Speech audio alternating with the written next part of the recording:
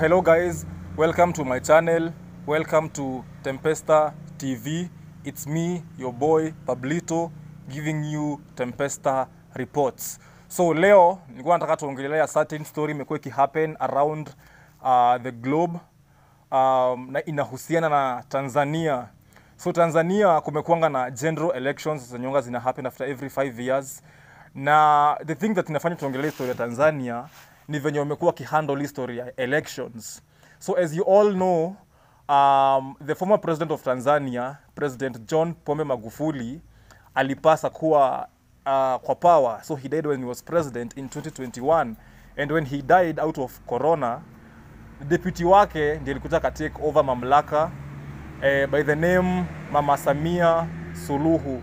So aka take over from 2021 and she's been president ever since. So this is the year 2025 na kuna elections. Na she's either supposed to be re-elected kwa sababu the time that was supposed to be kwa power imeisha. But now the problem is Mama Samia Suluhu ni kama hataki kuachilia hiyo mamlaka. Mama Samia Suluhu has been termed by some people ama some controversial figures as a dictator ama as being a person who has dictatorial skills kwa sababu kunafaa kuwa na opponents wenye wana run against yeye. Kunafaa kuwa na kama oppositions tu, kama venye huku tumekuaga na opposition when Ruto was running, alikuwa na run against Raila, amerun against kina Wajakoya, kina basically opposition leaders. But in Tanzania, funny enough, Samia Suluhu is running and competing against herself. The opposition party, which is Chadema under Tundu Lissu, na pia ACT, yenye nafaa kuwa inatoa candidate wao, they have been disqualified.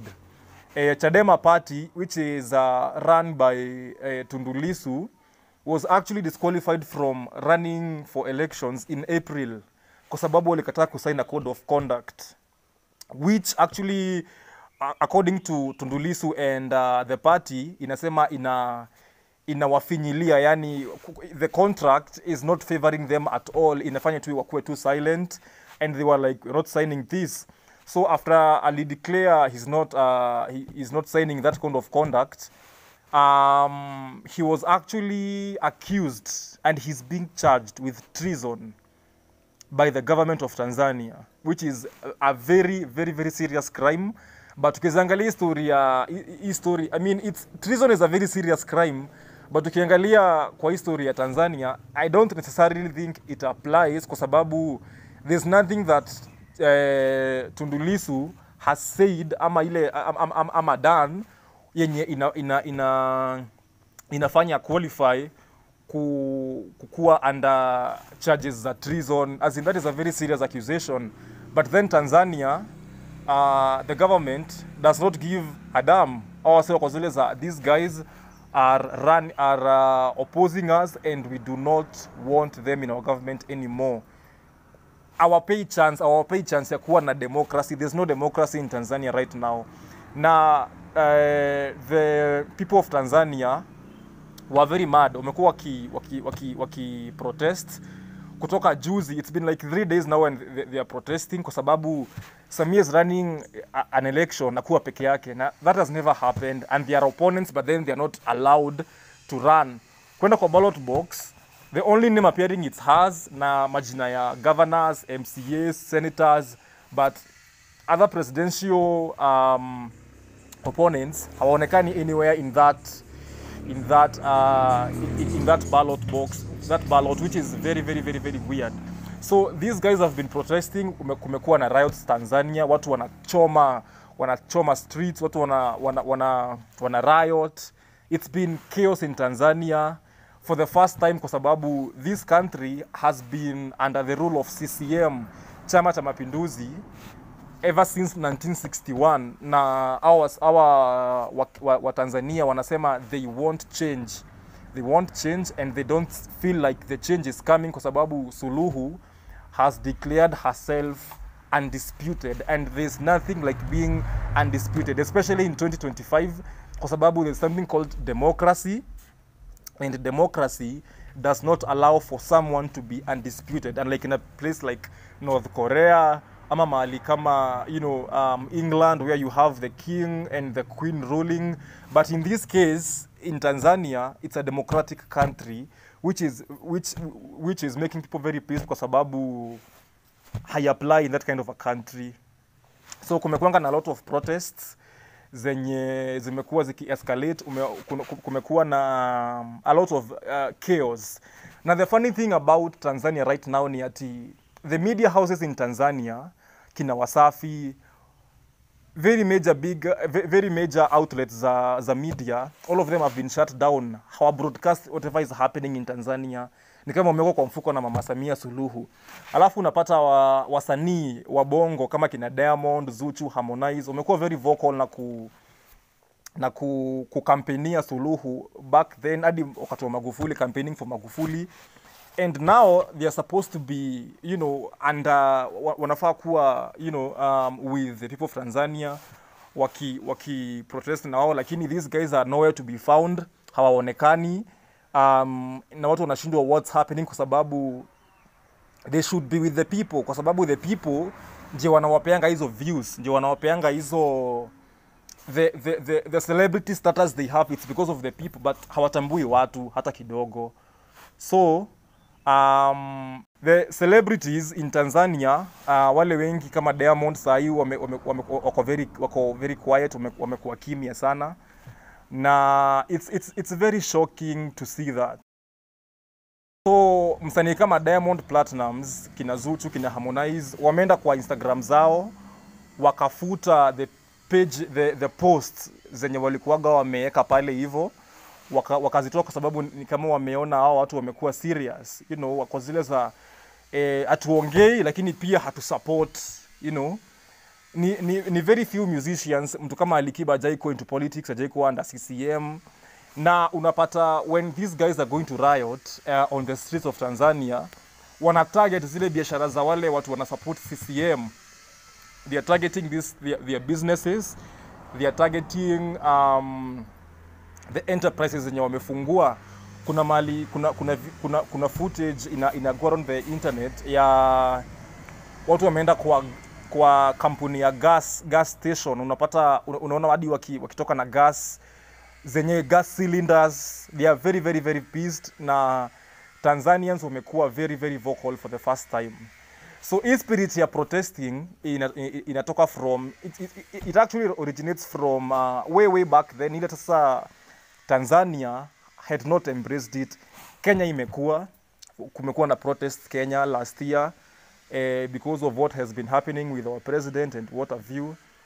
Kumekuwa na protest Bangladesh, kumekuwa na protest Madagascar, na hizi protest zote zinafanywa na Gen Z. Okay, so ni kama Gen Z wanakuja wanasema these guys ni kama wanatusoma ufala, na we seriously need to step up and fight against what these guys are doing, kwa sababu it's not fair. Haiwezi kuwa ati you guys mejideclare undisputed, that there's nothing you're being told, there's nothing ati the interests are our fellow people, the common mwananchi azichukuliwi. Taxes ziko juu, alafu kuna hizo stories za abductions. Unapata pia Tanzania kama saa hii kumekuwa na more than 100 abductions. Kuna watu wajulikani kwenye wako hadi saa hii. Alafu journalists are not even allowed, foreign journalists are not even allowed in Tanzania. Larry Madowo tried to go to Tanzania. Amekuwa Kenya ile wakati tumekuwa na protest Kenya, but Mandem tried that in Tanzania na alikuwa denied access, and that happens to every single foreign journalist. Na the journalists wenye wako Tanzania wenye wanadai kuspeak out, wengine wamekuwa missing pia, wengine wamenyamazishwa, na wengine hata wajulikani kwenye wako. Actually some are actually feared to be dead because of the rule of Mama Samia. Yani she's like, if you don't agree with what I'm saying, then you get out. And that is not the way to do things, which is why Tanzanians sahi wako very very very very pissed, na they won't change kwa sababu this is 2025 and we have to stop doing things kama venye tulikuwa tunazifanya back in the years 1940s, 1960s, when we didn't even have independence. We have independence now. Kuna something inaitwa independence of media, which is something that our leaders wengine hawaelewi, na it's something that they should actually acknowledge, kwa sababu the world is changing and hii kutumia kifua is not applying anymore. You have to listen to your people. You have to listen to the common mwananchi, kwa sababu the common mwananchi, yeye kama sio yeye hawezi kuwa hapo juu. Yeye ndio alikuja akaamka very early in the morning, akapiga kura. You know, akapiga kura, akakuweka pale, ukampea all sorts of promises. I'll do this, I'll do that, I'll do this, I'll do that. You're not doing any of that, and it's very, very, very, very concerning. It's very alarming, and inafanya watu wakuwe very, very, very concerned. And this kind of behavior is only seen when you don't get what you deserve, not what you want. Unazapata you don't get what you want because you can want a lot of things, but then at least you should get what you deserve, because you have every right. You're a taxpayer. Ukienda kununua mkate unakatwa pesa. Ukienda kununua unga unakatwa pesa. Hii pesa yote inaenda kwa serikali. Alafu gava inakuwa sasa ni kama sasa inatumia the platform to kind of, you know, make people not feel like, you know, the way they should. So basically that has been what has been happening in Tanzania. Tunangojea tusikie ama tuone what will happen next, because it's been chaos from left, right and center. So we pray for Tanzania wakuwe, you know, wapate what they are looking for, and we hope that things will fall into place. Now these leaders will realize that sometimes they need to listen to the people. They actually, not sometimes, they need to listen to the people of their specific countries. So it has been me, your boy Pablito, kama kawaida. Subscribe to the channel, like the video, share ikikubamba. Hizi ni zile vitu zinafanyaga mtu akue, you know, na ile exposure. Alafu unapata, the more you share, the more you pass the message. You scratch my back, I scratch your back. Inakuja inakuwa fiti. So yeah, subscribe to the channel and spread the message. Kama kawaida, it's been me, your boy Pablito, bringing you nothing but what is happening around you. Peace out. That's it.